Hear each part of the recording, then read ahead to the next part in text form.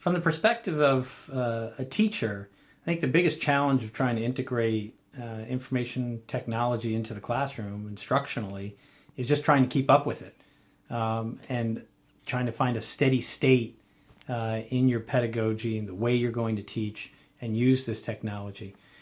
Students are willing to upload apps on a daily basis, and they're willing to change platforms pretty quickly.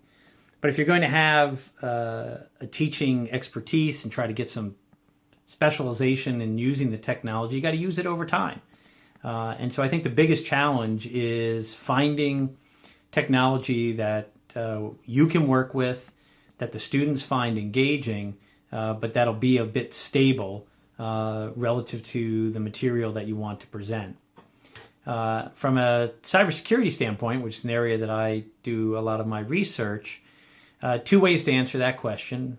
From an educator standpoint, there are issues of how technology enables cheating, right? So unfortunately, it allows the dissemination of notes, perhaps during class time, when you're taking exams. You have to think through those types of issues. How it's much easier to get papers written by other people. I mean, there are paper mills on the internet you can pay for an A. And so the technology overall has made that a bit more of a challenge. Privacy issues, not so much. The institution actually has fairly strong privacy rules and technology firewalls to protect students' privacy and their grades and those types of things. But you also have to, I think one other angle to think through, which is not always related to security, but it's related to, as faculty produce digital products, who owns them? And if students are posting videos of faculty teaching, if they're using material that faculty have developed and then publishing them without citation. So there's issues that technology take on in traditional forms, like plagiarism, like cheating, not necessarily in hacking in the way we think about it from a cybersecurity standpoint.